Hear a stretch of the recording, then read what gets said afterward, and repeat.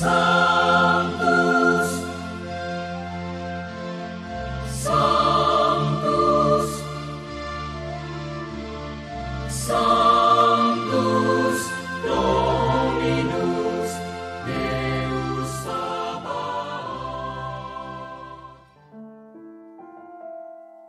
Bapak, Ibu, dan saudara-saudariku yang terkasih dalam Tuhan kita Yesus Kristus, salam sejahtera untuk kita semua.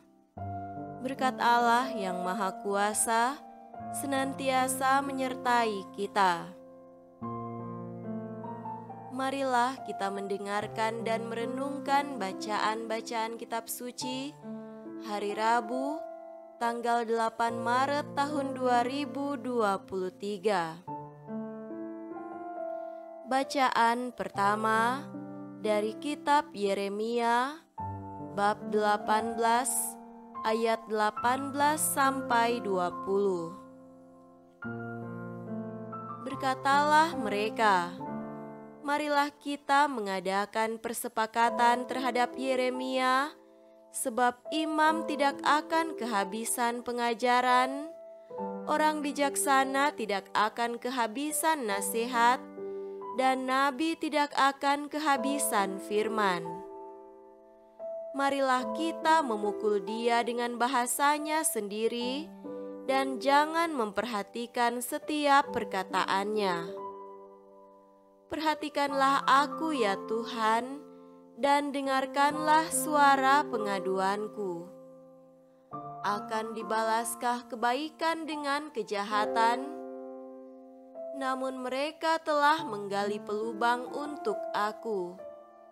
Ingatlah bahwa aku telah berdiri di hadapanmu dan telah berbicara membela mereka, supaya amarahmu disurutkan dari mereka.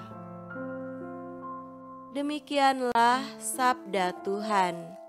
Syukur kepada Allah.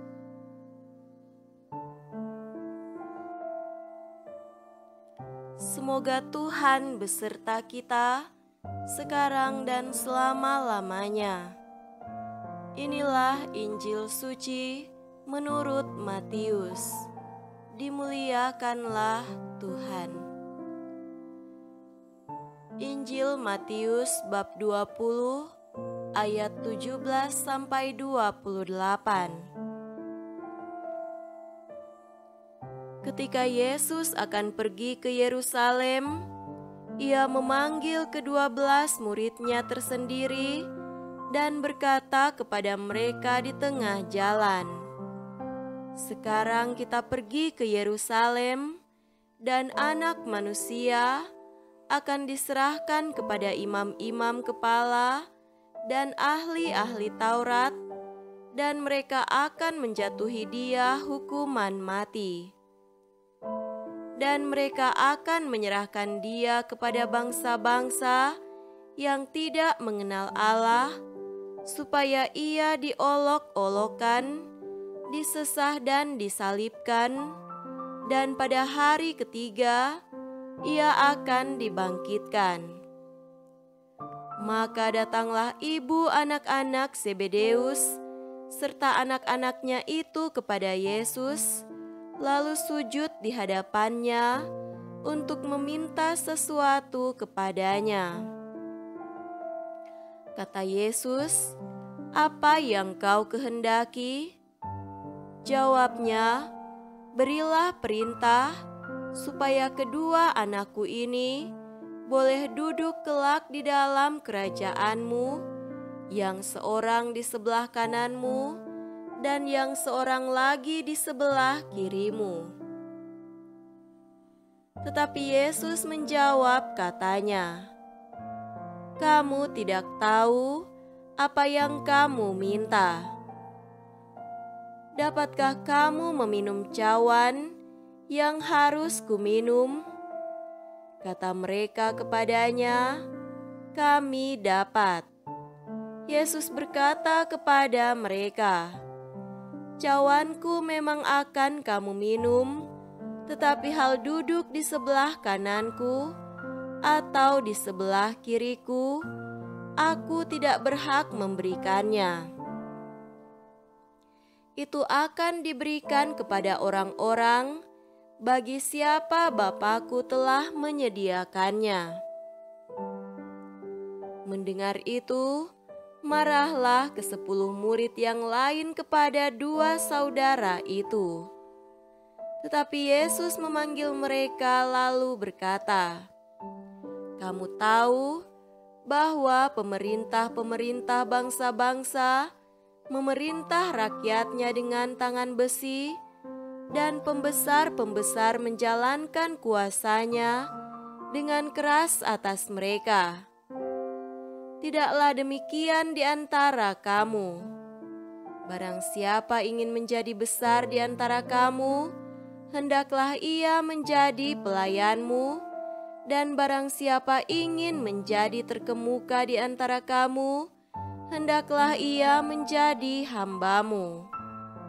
Sama seperti Anak Manusia datang, bukan untuk dilayani, melainkan untuk melayani, dan untuk memberikan nyawanya menjadi tebusan bagi banyak orang."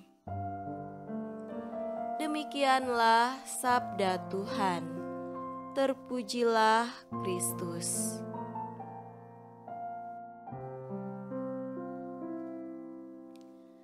Saudara-saudariku yang terkasih dalam Tuhan kita Yesus Kristus, tema renungan kita pada hari ini adalah menjadi yang terbesar. Setiap orang mempunyai kebutuhan untuk diterima dan diakui. Namun banyak orang yang beranggapan bahwa mereka akan diterima dan diakui jika mereka menjadi besar. Untuk itu mereka berusaha unggul dalam kekuasaan, kekayaan, dan kecerdasan sebagai sarana untuk mencapai kebesaran. Tak seorang pun dari kita ingin tetap tersembunyi. Kita ingin setidaknya diakui karena pencapaian kita. Jadi kita berusaha untuk belajar lebih banyak, untuk mendapatkan lebih banyak, dan untuk mencapai lebih banyak lagi.